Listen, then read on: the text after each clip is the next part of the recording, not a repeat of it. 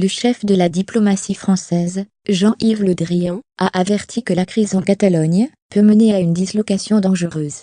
Il a souhaité que les élections annoncées par Madrid permettent de clarifier la situation. Le président du Parlement européen, l'Italien Antonio Tajani, a estimé hier que l'Europe doit craindre la multiplication des petites patries, à l'heure où la Catalogne bataille pour son indépendance et où les régions italiennes de Lombardie et de Vénétie votent pour plus d'autonomie. L'Europe doit bien sûr craindre la multiplication des petites patries, a expliqué Antonio Tajani dans un entretien publié par le quotidien romain Il Messaggero. C'est pourquoi personne en Europe n'a l'intention de reconnaître la Catalogne en tant qu'État indépendant, a-t-il souligné. Même Theresa May, le Premier ministre britannique, en plein Brexit, a dit que le Royaume-Uni ne reconnaîtrait jamais la Catalogne, a-t-il poursuivi.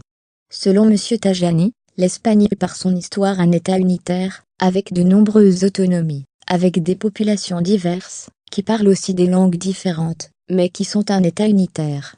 Ce n'est pas en abaissant la bannière nationale qu'on renforce celle de l'Europe, a-t-il assuré. Antonio Tajani, qui appartient au groupe PPE, droite, prend soin de distinguer le référendum catalan de ceux de Lombardie et de Vénétie, deux régions italiennes qui ont voté hier pour demander plus d'autonomie. D'abord, ces deux référendums, en Lombardie et Vénétie, sont légitimes, ce qui n'était pas le cas en Catalogne, a-t-il précisé. Et puis le référendum catalan était pour l'indépendance, alors que la Lombardie et la Vénétie demandent plus d'autonomie. Attention, donc, à ne pas interpréter les référendums de dimanche comme l'amorce d'une saison indépendantiste.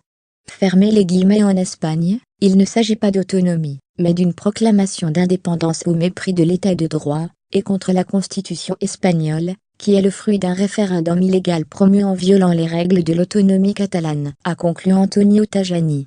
De son côté, le chef de la diplomatie française, Jean-Yves Le Drian, a averti que la crise en Catalogne peut mener à une dislocation dangereuse. Il a souhaité que les élections annoncées par Madrid permettent de clarifier la situation.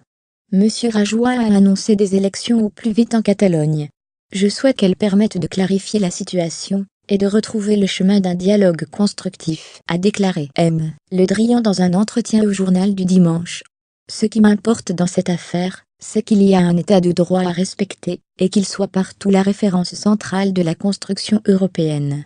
Dès que l'on sort du cadre constitutionnel au sein des pays de l'Union, on se retrouve dans une situation de dislocation dangereuse, a déclaré M. Le Drian, prônant un dialogue dans un cadre légal. L'UE a jusqu'à présent clairement écarté l'idée de jouer un rôle de médiateur dans la crise, soutenant la position de Madrid. Pour leur part, les dirigeants indépendantistes de Catalogne se sont fait discrets hier sur leurs intentions. Nous devrons prendre les décisions avec un maximum d'unité, a martelé Jordi Turull, le porte-parole du gouvernement séparatiste catalan après avoir dénoncé un coup d'État contre les institutions de Catalogne. A rappelé que le gouvernement conservateur de Mariano Rajoy a annoncé samedi qu'il demandera au Sénat de l'autoriser à mettre en œuvre l'article 155 de la Constitution pour prendre le contrôle de l'exécutif catalan, de la police régionale, et mettre sous tutelle le Parlement, avec en ligne de mire l'organisation d'élections régionales début 2018. Le Sénat devrait en principe voter ces mesures en séance plénière vendredi.